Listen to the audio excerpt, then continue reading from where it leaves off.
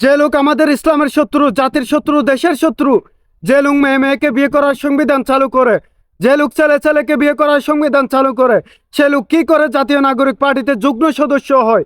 দেশের মধ্যে কি মানুষের অভাব পড়েছে? দেশের মধ্যে কি করোনা ভাইরাসে সেসব মানুষেরা মারা গেছে? যে আমাদের জাতির শত্রু, যে আমাদের দেশের শত্রু, যে আমাদের ইসলামের শত্রু, তাকে কেন জাতীয় নাগরিক পার্টিতে যুগ্ম সদস্য হিসেবে বাছাই করা হলো? আপনারা কি সমকামী প্রমোট করতে চান? আপনারা কি দেশের মধ্যে সমকামিতে চান? যদি না চান, তাহলে যে সমকামের সংবিধান চালু করলো তাকে কেন আপনারা যুগ্ম সদস্য হিসেবে বাছাই করলেন? কেন করলেন? এবার পয়েন্টে আসি। আমাদের বীর আবু সাইদ, বীর মুগ্ধরা কি এই স্বাধীনতা চেয়েছে?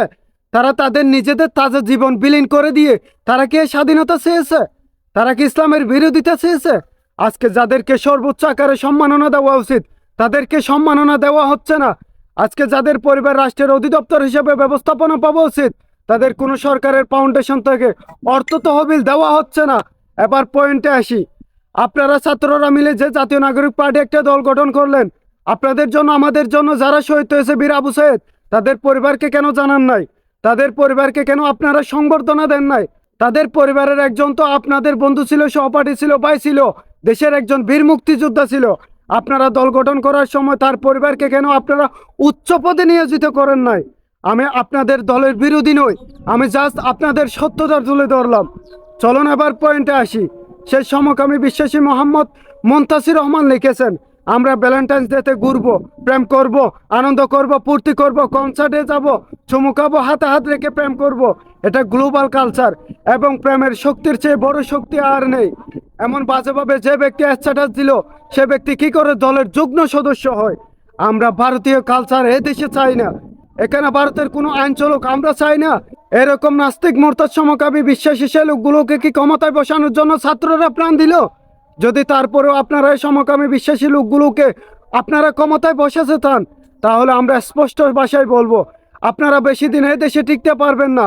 আপনাদের সময় পুরিয়ে এসেছে। এই উত্তাল জনতাকে আপনারা নাড়া দিবেন না।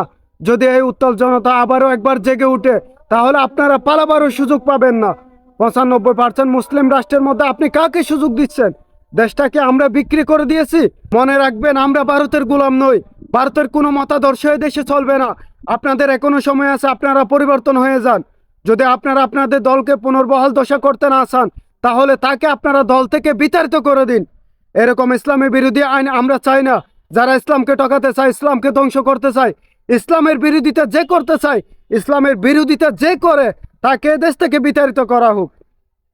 আমরা চাই আপনারা নতুন দল গঠন করেছেন, আপনারা আপনাদের দলকে উচ্চ পদে নিয়ে যান, এটা আমরা চাই।